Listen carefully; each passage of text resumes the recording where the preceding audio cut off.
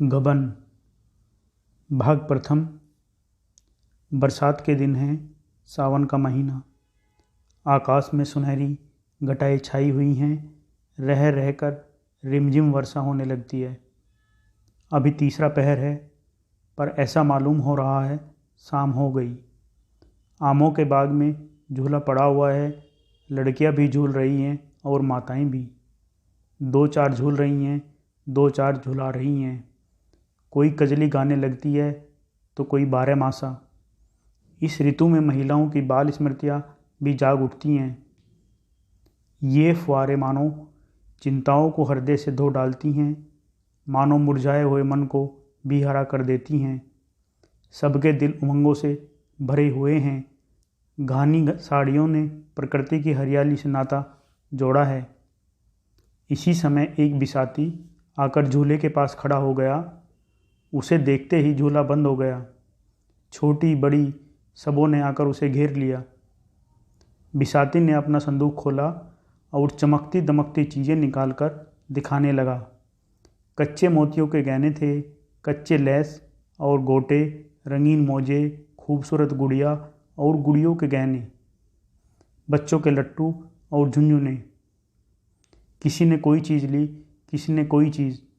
एक बड़ी बड़ी आँखों वाली बालिका ने वह चीज़ पसंद की जो उन चमकती हुई चीज़ों में सबसे सुंदर थी। वह गिरोजी रंग का एक चंद्रहार था। माँ से अम्मा बोली, अम्मा मैं यह हार लूँगी। माँ ने बिसाती से पूछा, बाबा यह हार कितने का है? बिसाती ने हार को रुमाल से पोंछते हुए कहा, खरीद लो, 20 आने की है। मालकिन चाहे जो दे दे। माता ने कहा, यह तो बड़ा महंगा है, 4 दिन में इसकी चमक दमक जाती रहेगी। बिसाती ने मार्मिक भाव से सिर हिलाकर कहा, बहू जी 4 दिन में तो बिटिया को असली चंद्रहार मिल जाएगा। माता के हृदय पर इन सहृदयता से भरे हुए शब्दों ने चोट की। हार ले लिया गया। बालिका के आनंद की सीमा न थी। शायद हीरो के हार में भी उसे इतना आनंद न होता।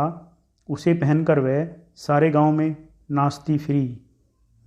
उसके पास जो बाल संपत्ति थी उसमें सबसे मूल्यवान, सबसे प्रिय लड़की का नाम बिल्लौर का जालपा था, माता का मानकी। महाशय दीनदयाल प्रयाग के छोटे से गांव में रहते थे। वह किसान न थे पर खेती करते थे। वह जमींदार न थे पर जमींदारी करते थे। थानेदार न थे पर थानेदारी करते थे। वह थे जमींदार के मुख्तार। गांव पर उन्हीं की धाक थी। उनके पास चापराशी थे, एक घोड़ा, कई गायें भैंसे। वेतन कुल 5 रुपये पाते थे, जो उनके तंबाकू के खर्च को भी काफ़ी न होता था। उनकी आय के और कौन से मार्ग थे यह कौन जानता है। जालपा उन्हीं की लड़की थी।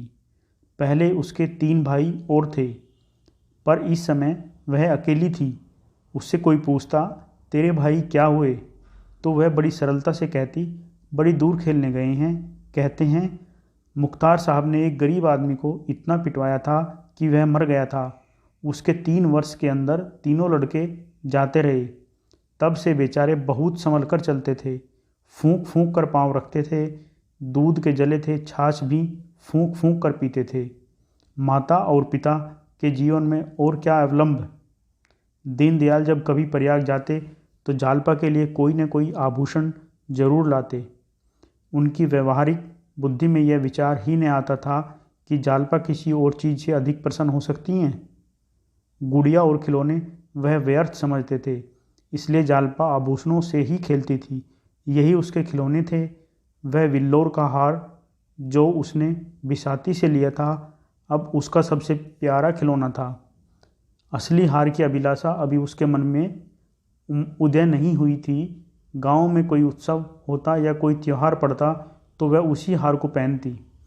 कोई दूसरा गहना उसकी आंखों में जचता ही न था। एक दिन दीनदयाल लौटे तो मानकी के लिए एक चंद्रहार लाए। मानकी को यह साके बहुत दिनों से थी। यह हार पाकर वह मुग्ध हो गई। जालपा को अब अपना हार अच्छा न लगता।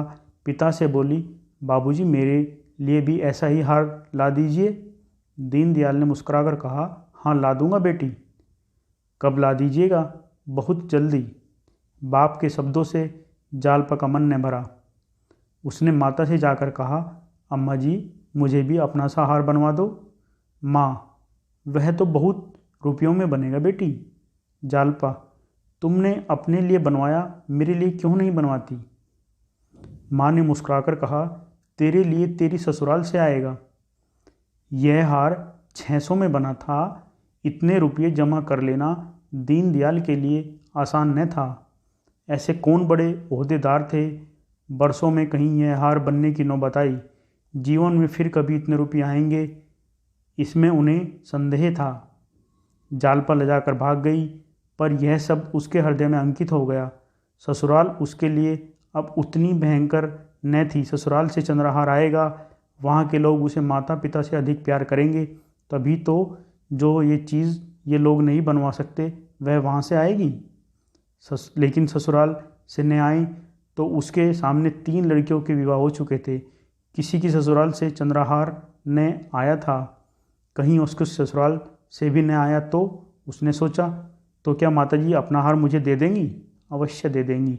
इस तरह हंसते खेलते 7 वर्ष कट गए और वह दिन भी आ गया जब उसकी चिर संचित अभिलाषा पूरी होगी। प्रथम भाग यहीं पर समाप्त होता है।